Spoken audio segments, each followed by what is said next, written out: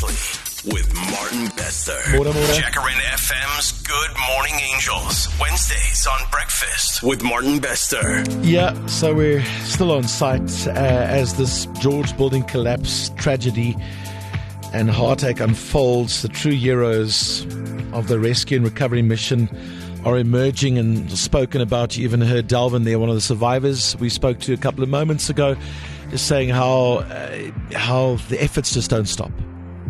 And we get a sense that the emergency services are giving it their all.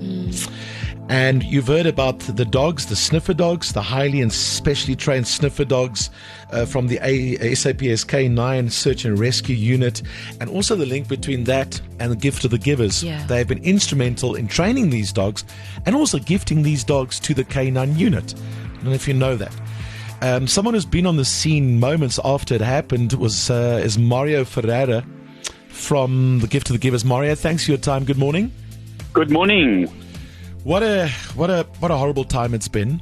Obviously for people like Dalvin and those who have been found, the lucky ones, and the way that he just speaks about the efforts of the emergency personnel, the dogs. We really get a sense that they're trying their all, right?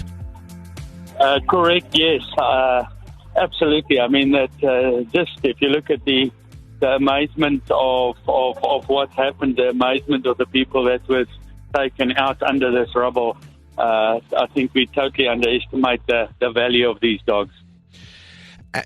Right at the start, there was like a 3-day mark being thrown around that is, generally accepted worldwide, but then 5 days later. And I think the dogs were instrumental in this, right? Finding someone who's still alive. Absolutely. I'll never forget the expression on the face when that person actually came out. It was a mixture of joy, happiness, gratefulness.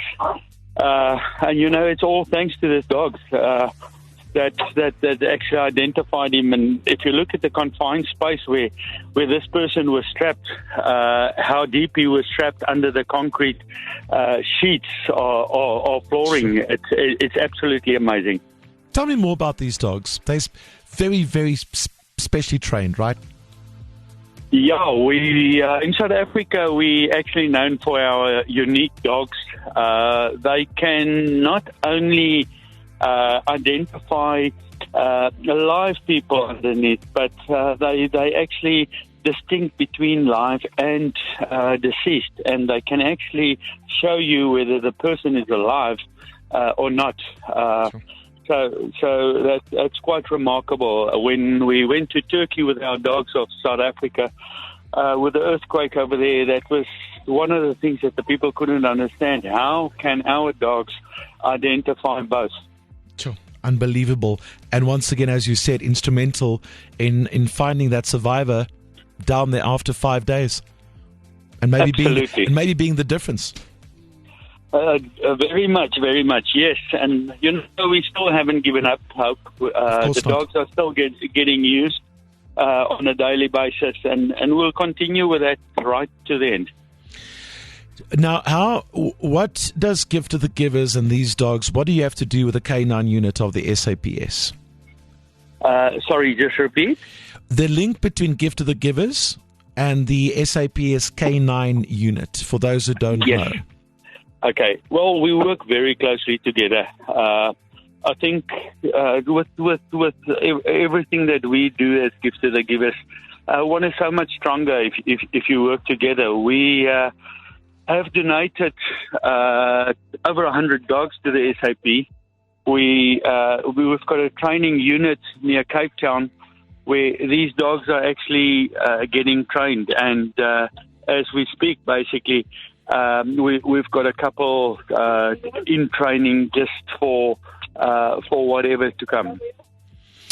What is the mood right now on the ground, Mario? I know that you've been there pretty much hours after the tragedy struck. What is the mood there today? It's a mixed feeling. Obviously, it's been quite some time since the last person was taken out alive.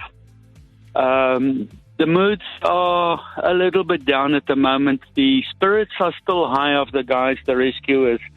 They're working hard. They're working shifts right through the night. It's a 24-hour service. The families basically are coming in today where we will assist them with food parcels and so forth. But it's not a nice sight. The atmosphere, you can feel it. There's a total, almost like a quietness, not only on the site, but over the whole town of George hanging here. I'm amazed every time at the range of giving when it comes to Give to the Givers. Where you do help out, not only obviously with the victims' families, the emergency workers, probably their families as well, the story about the dogs. It is so all-encompassing. It really is. Your efforts are incredible. Well, thank you very much. I mean, we try to interact with people, obviously, as far as we can, and the synergy is amazing that we've got in the town. The communities over here, they're just coming forward to assist businesses from all over the country, people from abroad that's come forward to say, listen, we are here to help. So we're working very closely together, specifically with the SAP, disaster management. Yeah. Amazing integration, progressive forward thinking, being part of the solution. Incredible. Honestly, I salute you. We've spoken about these dogs so much. Are they all okay? Martin, we've basically two of our dogs is not well at the moment. One hurt its foot on the debris, the metalwork and so forth on the site. It's been taken care of. We've got Vital Vet here, local, that has basically come forward. The assistance of the people just on the dogs, it's just amazing. Wherever needed, they just open their hearts and their knowledge. Then we've got another dog that actually went into stress, which at the moment is taken care of. So yes, it's long hours for the dogs. It's they work on 6-hour shifts, but we're talking now more than a week. It's getting tough on them. And of course, the handlers, warrant officers, Willie Visser and Rian Leroux, and all those guys also on the ground. Long shifts for them, and I'm sure it's emotionally draining, man. Must be very tough for them.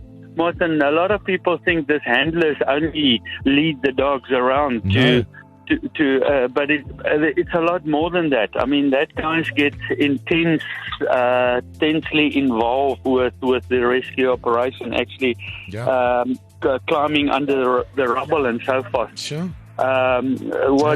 What's also the norm is they normally bring in one dog to have a look at or to sniff around, and then if that dog identifies something, it's get double checked with the other dogs that's in the area. What a process. So just to confirm the findings, yes.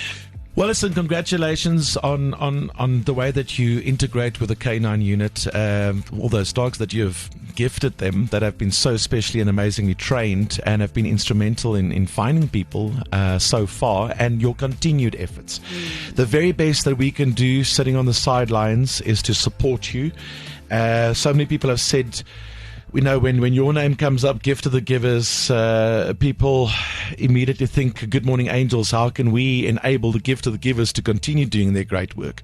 So on behalf of Good Morning Angels and our listeners and the Good Morning Angels Fund, I'd like to send you 100,000 Rand to assist whatever's needed for this rescue and recovery there for the workers, the survivors. And then also from the same fund, Mario would like to send you 100,000 Rand towards the specialized K9 unit. Sure, Martin, that is very generous. We really appreciate it. This definitely will come to good use. Thank you very much on behalf of Gift to the Givers and the K9 unit. It's the least we can do. Please, our love and our thoughts to everybody there still on the ground, the rescuers, the handlers, the families, the survivors, and all the best. Sterkte met wat volg. Good luck. Dankie Martin. We appreciate it. Cheers, Mario. Groete daar in die Suid-Kaap. Thank you. Thanks. Bye-bye. Good job, Angels. Good job. You're with your morning family. Breakfast with Martin Bester.